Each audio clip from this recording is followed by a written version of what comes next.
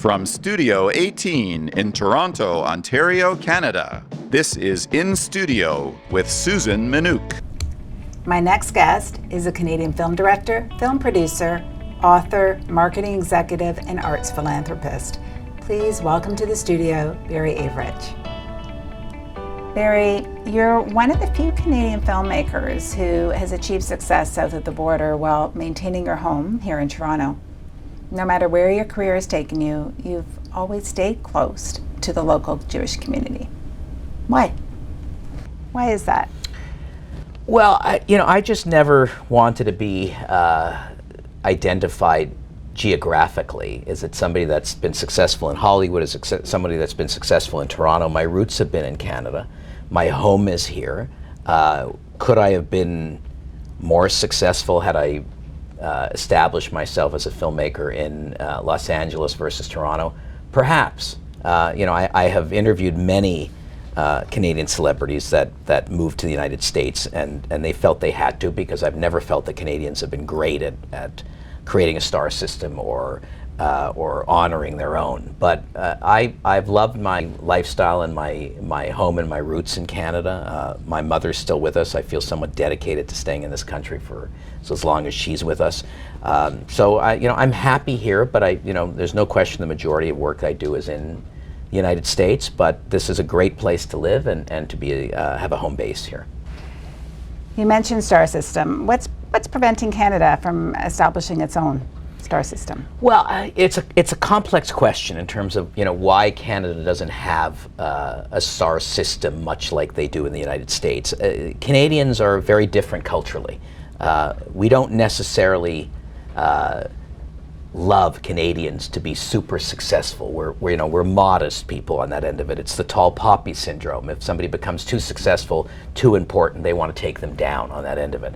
So that's a cultural issue. The other part is media. We're extraordinarily influenced by the product, entertainment product, culture product that comes in from the United States. So when you're competing with everything from Netflix to American networks and other streamers, it's tough. It's tough to have that market and establish one's own success or star system in Canada. And the other issue is that I think that we really need to dedicate the time and the resources to cherishing our own. It's difficult when you can't name 10 major directors in Canada on both hands, and why we don't honor and spend that time doing it. I think Quebec's done it very well, but in the rest of Canada, it's tough. It's tough to make it, and it's tough to find your own definition of what a celebrity is here.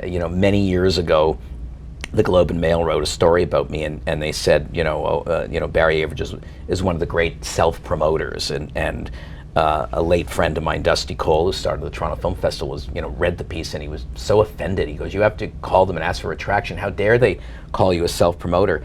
And I said, I'm not going to take any insult by that. You either self-promote in Canada or you die on that end of it. So if the Globe and Mail thinks I'm a self-promoter because I promote my own films and projects, then so be it. Otherwise, you're just never going to get noticed.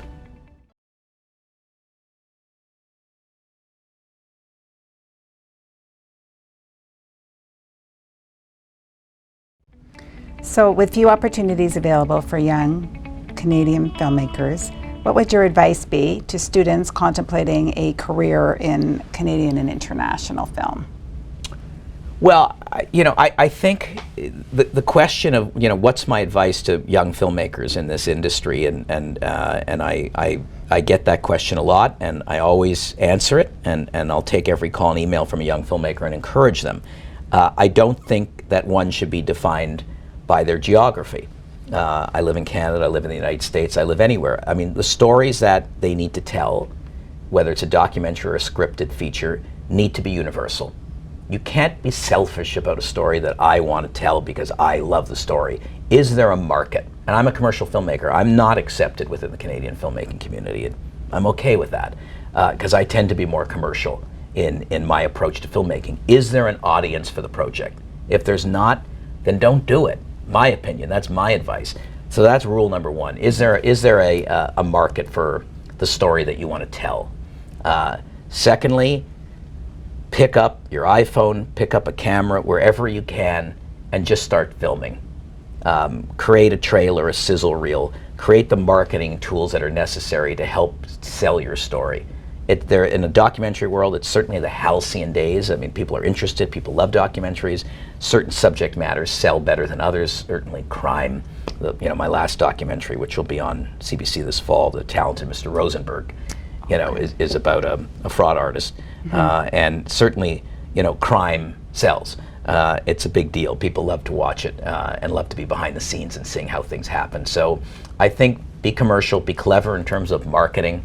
Don't ever take the position that I'm a filmmaker, I'm not a marketing guy or woman. You have to be both.